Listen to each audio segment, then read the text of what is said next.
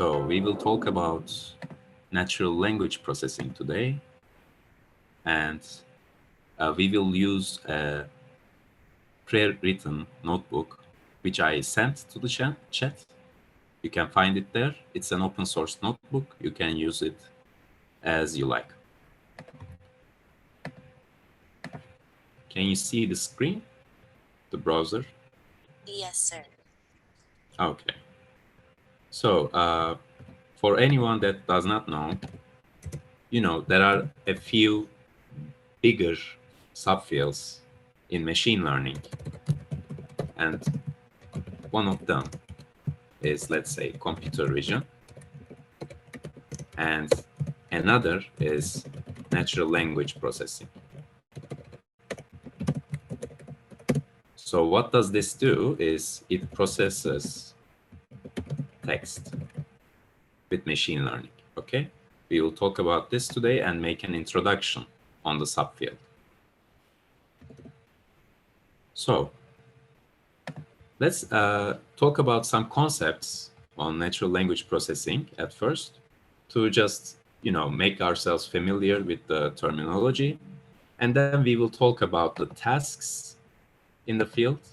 By tasks, I mean problems. Let's say we have the task of question answering.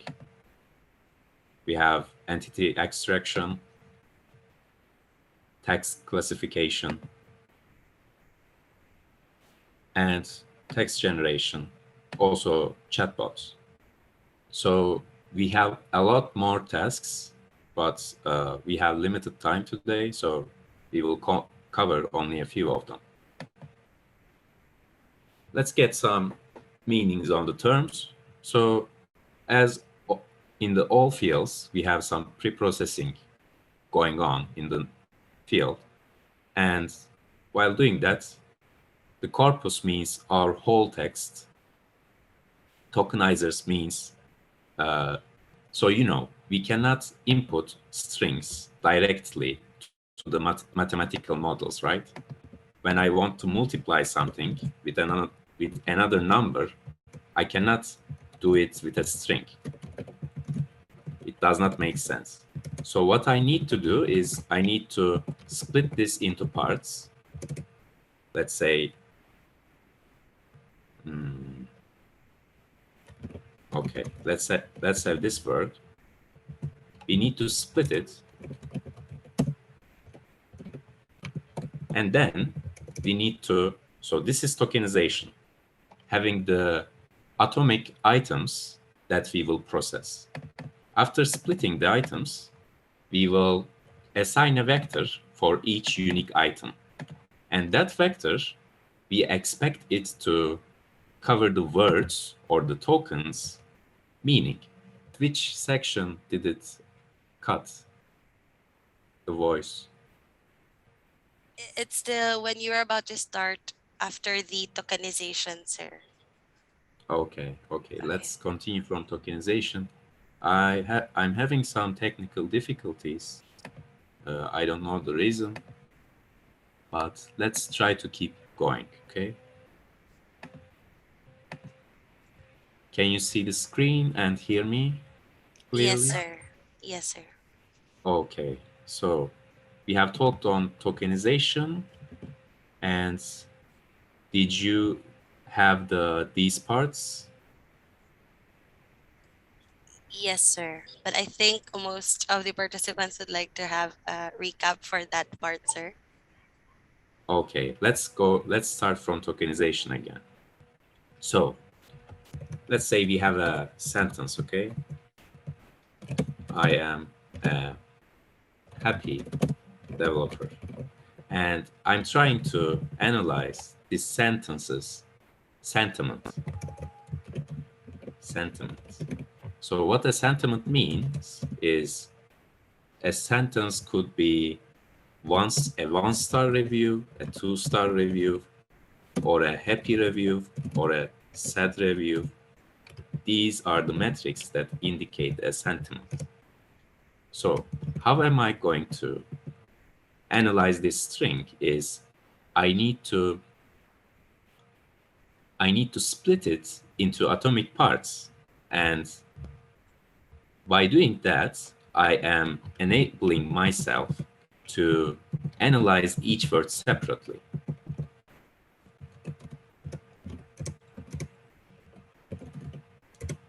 We can do word-based tokenization in which each word is a token. We can also do a subword tokenization where we split the words because sometimes the subwords have meanings of their own. And after I do tokenization, what I generally do is I assign a vector, I map a vector to each token. Let's say for the token develop, I have this vector which indicates some meaning, some semantic meaning for our model. And for the second token, I have another vector. And my model will process each of these and consider them as a sequence. So we have a list of vectors here, okay? A sequence of vectors. Can you verify that you can hear me every once in a while? Just because we are having some difficulties. Yes, sir, loud and clear. Okay, that's great. So we have the tokenization going, and the vector space models are the things that assign vectors for our tokens. So what assigns this token to a particular model is a vector space model, and you can also hear them as embedding models, or for example, birds or word to vec are examples of word embeddings, word embedding models. So we have the input, we split it into atomic parts, then we have the meanings for each part. Now we can input this sequence to a deep learning model, a sequence model. And most of the time today, the architectures we use are transformers based. Transformers are a popular architecture type that has an encoder and decoder modules in it. And it also uses attention compared to, let's say, Elmo. Elmo uses LSTM architecture. And in today's NLP, we can say transformer architectures are fairly used more. So, about the problems, we will talk about the tasks. So let's get into our notebook on tasks and start talking about them. In this talk, we will use two frameworks. First one is NLP, and the second one is Hugging Face. So these are some popular frameworks for NLP in today. Let's get into question answering. So think of the case where you have an university entrance exam. We have all been through that, right? And there are questions that are asked in our mother tongue to us in those exams. What a QA model does is something similar. So there's a paragraph and there's a question asked about that particular paragraph. And the QA model tries to answer based on the paragraph and the question. The term for the paragraph is the context. And sometimes the word query is being used for the question. So if our model is extractive, let's write that down. If our model is extractive, What it does is it extracts a span from the context. Okay, and there are the abstractive models, and what they do is they use an encoder-decoder architecture to first understand the context and then generate a whole new string by itself.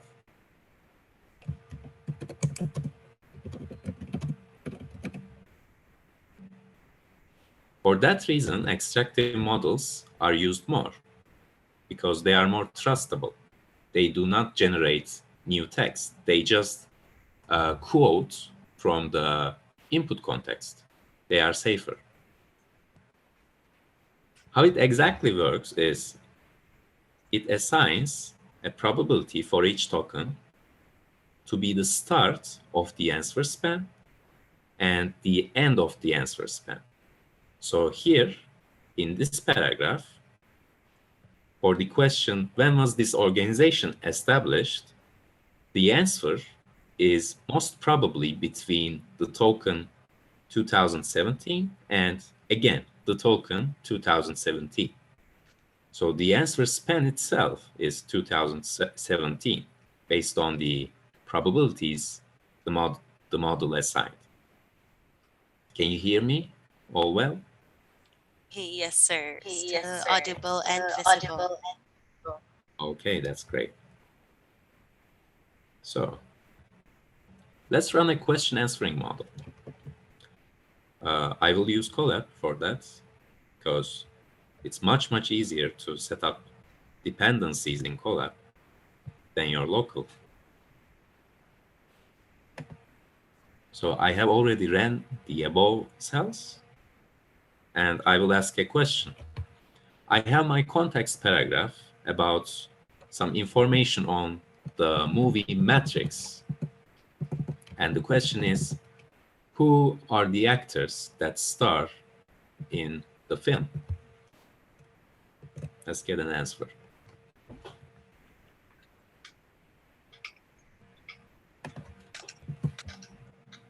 So what I do is I get an answer object, and now I will print particular dictionary items in that object. Let's see that object first. So it has many components. These are probability values. These are some token indices that indicate which tokens are selected. But let's see it more clearly.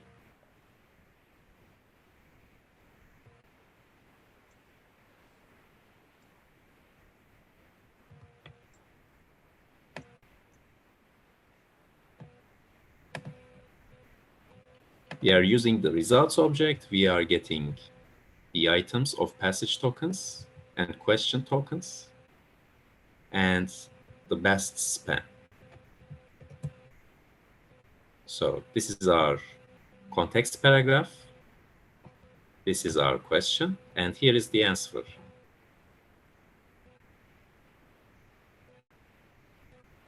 See, it extracted this span from the context paragraph. If they were not, let's say, next to each other, it would have a harder time giving us some of these, because a span is, by definition, a non-cutoff text unit. So a span cannot be this plus this. Let's continue with the next task. It is entity extraction. It's another very popular task. We have, again, another informative context paragraph. In this example, it's very short. It's just one sentence. And what we do in entity extraction is we try to identify some unique set of words which belong to a specific class. What could those classes be? So we want them to be,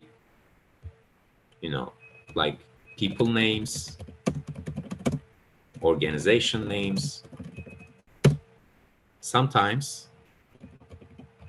our models extract dates, monetary amounts, and location names. You can train a custom entity extractor for any type of class that you want to extract. You just need a data set for it. But the default models mostly extract people, organization, and location. Here we see a sentence, and our model tokenizes it word by word. So each word is a token. And we see that first token is an organization, and the last token is a location. And it's a very good example for this international talk, because the participants wouldn't know what does this word mean, and also what does this word mean. They do not have context for it. But the only thing that they have is the relation between them. So we know that this word locates in this concept, whatever that is. So that makes us think that this could be a location.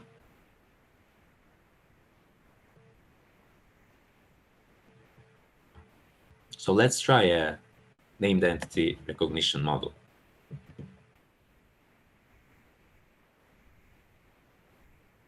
We have an informative sentence about Google, and let's get the entities in it.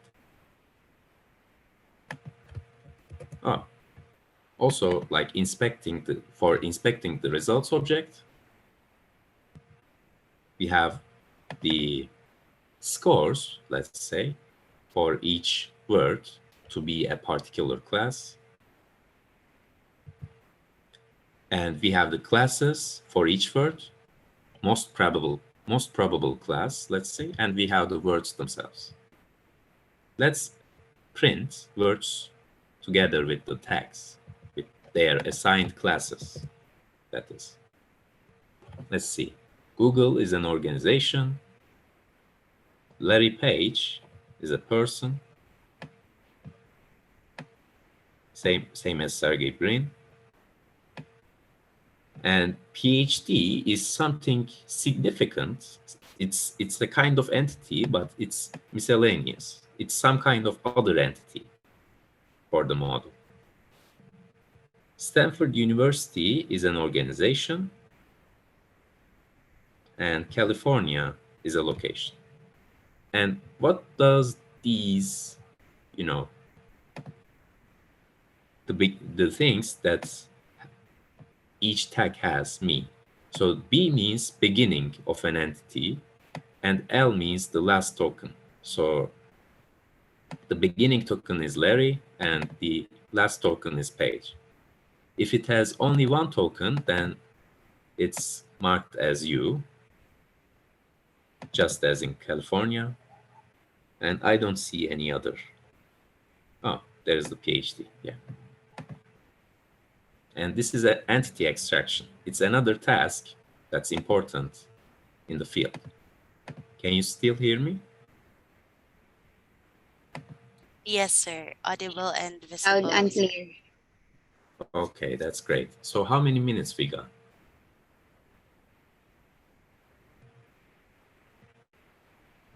For 15 the- minutes po. Sorry, can you repeat? 15 minutes. 15 minutes, okay.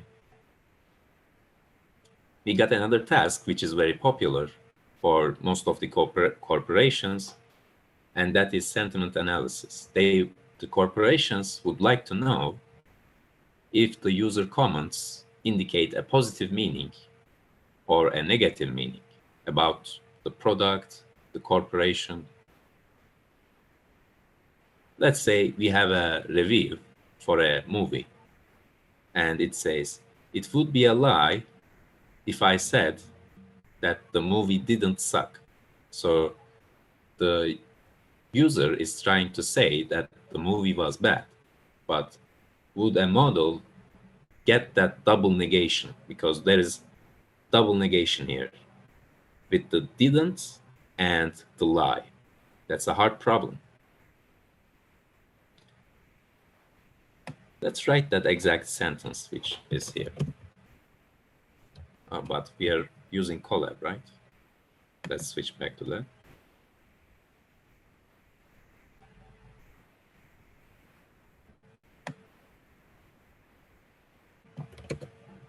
It would be a lie. Okay, let's start with something easier and gradually we will make it harder. I love the movie.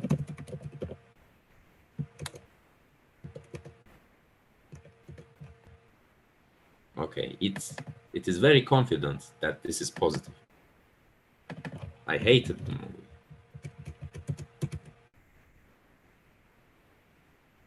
Okay, it's let's say significantly certain that it's negative. I don't know what to say about the movie. So even us humans wouldn't make that much sense about this sentence, right? We don't know if it's positive or negative. Let's see what the model predicts based on the statistical distribution in the data set which this particular model was trained. So in the data set in which this model was trained, this kind of a sentence would be more related with the negative meaning. This would change based on the culture which the data set was scraped from, or the language, or any other thing. And let's try negation now.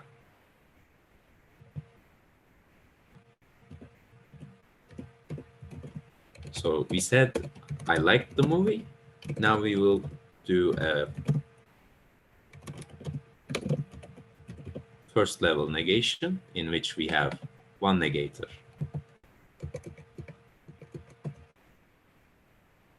Okay, it gets it. Now let's do a second level. Our hard example.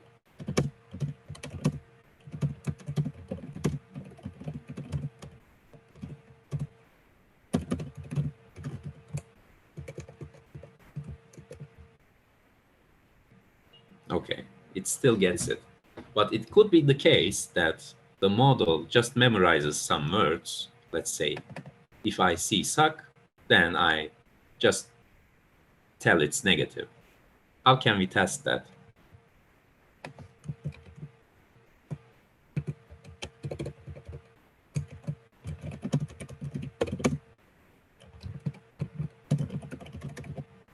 If we use this, then it would need to associate this word with the negation to reverse its meaning.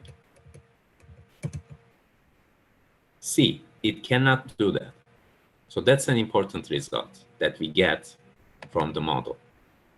This model, when it sees suck, so you know the meme, I'm a simple man. When I see the word suck, I just mark it as negative. So that's the case with our model here.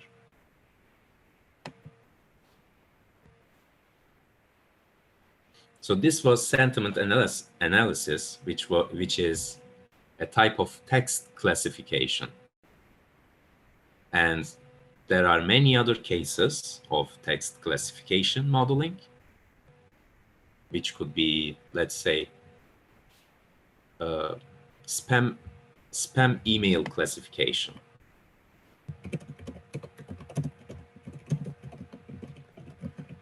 And there could be many other cases, many other methods to model the task. So what I'm trying to tell here is the tasks and the modeling methods are different things.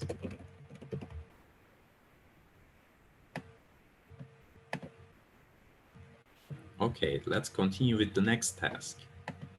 And we are switching the framework. So from NLP, we are switching to Hugging Face.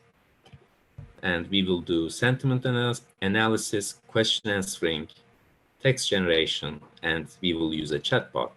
And why I included these is for you to know that different frameworks are perfectly viable to do similar tasks. So you can switch your framework whenever you would like. Let's do a very basic sentiment analysis task, prediction.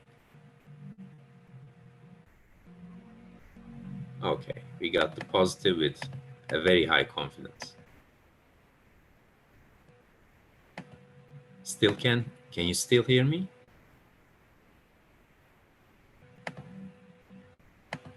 Yes, No? sir. Okay, that's great. We have a question answering one. The informative paragraph is about the natural language processing field itself. So it's kind of a, meta example.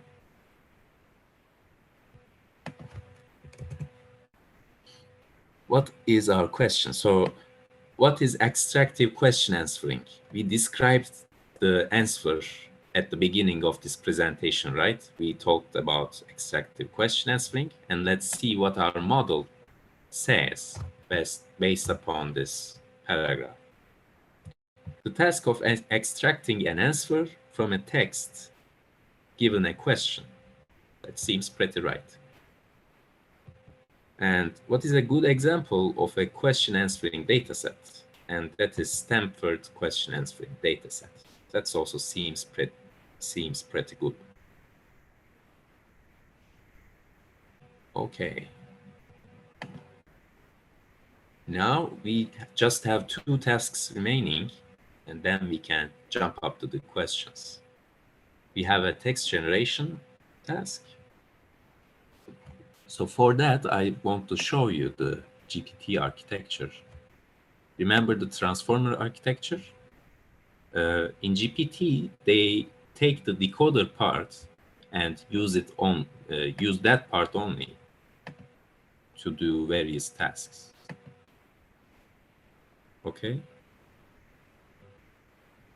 This was GPT-2, and there is also GPT-3, which is much larger. So let's talk a bit about the capabilities of GPT models. Let's note them down here. So GPT. GPT-2 was capable of doing few-shot fine-tuning. Okay, let's say fine-tuning on many different tasks. However, GPT-3 is able to do even zero-shot predictions on unseen tasks. How GPT-3 does that is, normally you would have a model trained for a particular task. Let's say to answer questions. What GPT-3 was trained on is understand the task first, then continue the pattern. Continuate, let's say, the pattern. So if I say, sorry, I earned a lot of money, and if I had a label for this, let's say, guess what a lot of money is, and the model would guess $10,000. And I have another example. I earned a bit money. So this is a task definition by itself, right? Given the sentence, estimate a monetary amount. And What I do is I input this whole paragraph. I earned, let's say, small bit of the money. Then I remain this part as blank, and I input this whole paragraph to GPT-3. And since it's a text generation model, it can generate this part based upon the pattern in these parts. So let's use that model. So what it will do here is it will write us a story. So I wrote the first sentence of that story, and it will continue the story.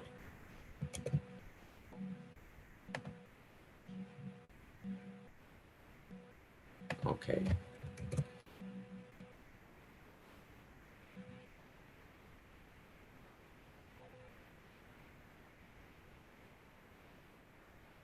It takes quite a while because how GPT-2 does it is, let's say, I have this input string, right?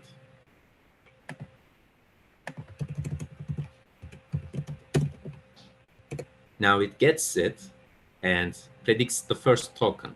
Let's say the first token is especially. Now, what it does is it gets this string and inputs it. Now it predicts another word. Let's say the second token is in. Now it gets this one,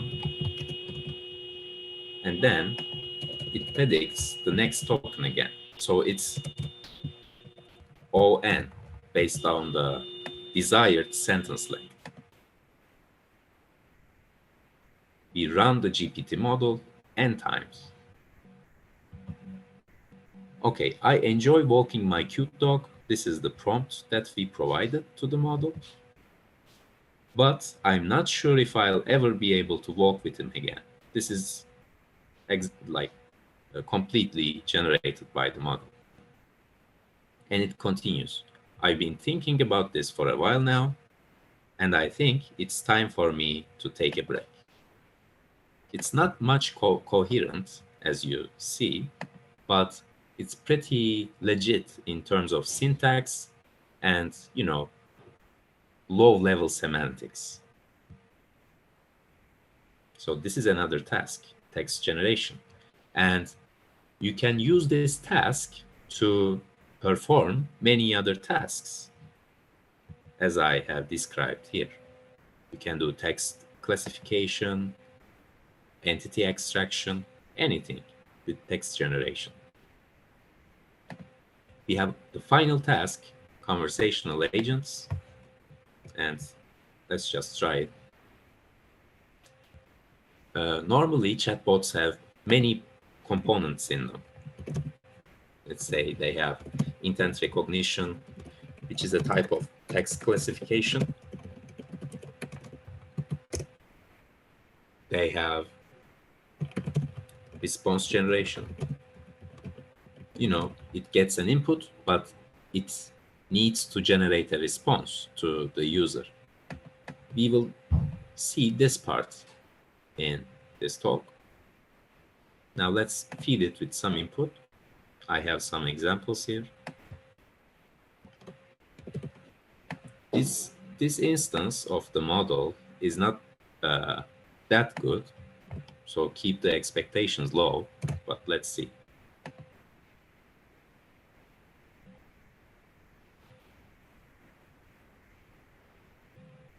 Okay, so it associates the GPU name with gaming, and that's why it probably generates something about games.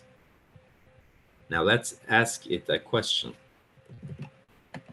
It also remembers our past question, so asking independent queries might be, messing with its head a bit.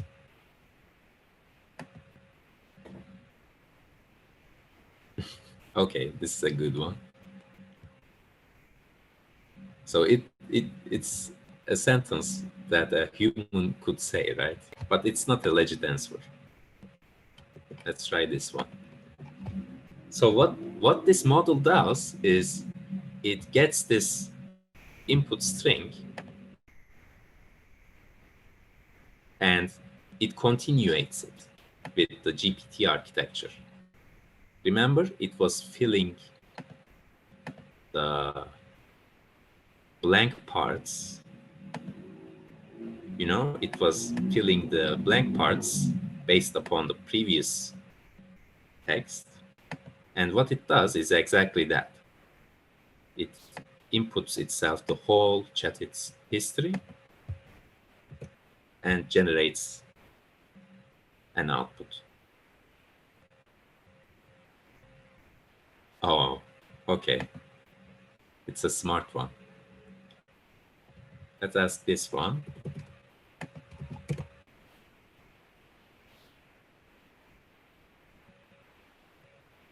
And the final is this. The results will differentiate a lot based on the data set and the training technique. Okay, this does not make sense at all.